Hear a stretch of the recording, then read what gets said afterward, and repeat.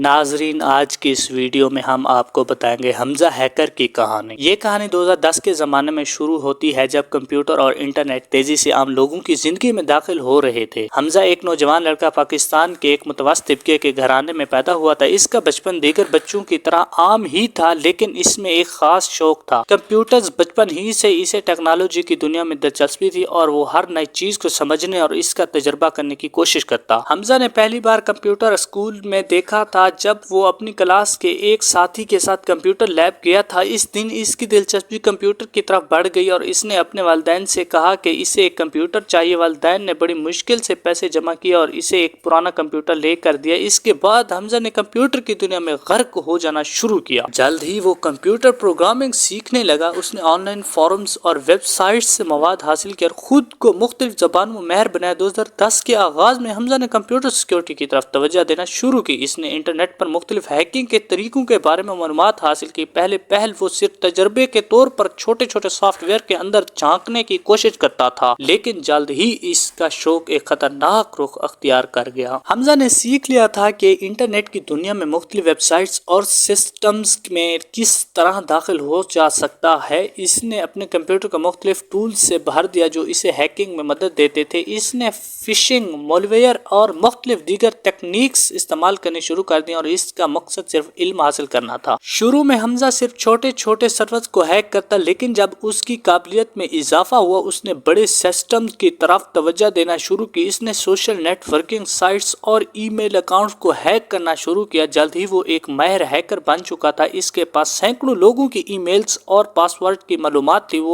وہ انہیں بغیر کسی خوف کے استعمال کرتا۔ حمزہ کے لیے ہیکنگ ایک کھیل کی طرح تھی۔ وہ ہمیشہ نئے چیلنجز تلاش کرتا اور ان پر قابو پانے کی کوشش کرتا۔ ایک دن اس نے فیصلہ کیا وہ ایک سرکاری ویب سائٹ کو ہیک کرے گا تاکہ وہ اپنی صلاحیتوں کا مظاہرہ کر سکے۔ اس نے کئی ہفتے اس ویب سائٹ کو سمجھنے میں صرف کیے اور پھر ایک رات اس نے اسے ہیک کرنے میں کامیابی حاصل کر لی۔ وہ اپنے آپ کو ایک ہیرو سمجھ لے گا اور اسے یقین ہو گیا کہ وہ انٹرنیٹ کی دنیا کا بے تاج بادشاہ بن چکا ہے۔ لیکن اس کی ہیکنگ کی سرگرمیاں زیادہ دیر چھپی نہ رہ سکی۔ 2010 کے آخر میں جب اس نے ایک بڑی کمپنی کے ڈیٹا کو ہیک کیا تو اس کی شناخت سامنے آ گئی۔ قانون نافذ کرنے والے ادارے اس کے پیچھے لگ گئے اور چند ہفتوں کے بعد اسے گرفتار کر لیا۔ گرفتاری کے بعد حمزہ نے اپنے کیے پر افسوس کا اظہار کیا۔ اسے احساس ہوا کہ اس کا علم اور صلاحیتیں غلط سمت میں استعمال ہو رہی تھی۔ عدالت میں اس نے اعتراف کیا کہ وہ صرف سیکھنا چاہتا تھا، لیکن اس کا شوق ایک جنون میں بدل گیا تھا۔ حمزہ کو قید کی سزا سنائی گئی، لیکن اس نے اپنی قید کے دوران کمپیوٹر سیکیورٹی کے بارے میں مزید پڑھنا جاری رکھا۔ جیل میں ہی اس نے ایک کتاب لکھی جس میں اس نے کمپیوٹر سیکیورٹی کے بارے میں اپنے تجربات اور تجاویز کا ذکر کیا۔ اس کی کتاب ایک بڑی کامیابی بنی اور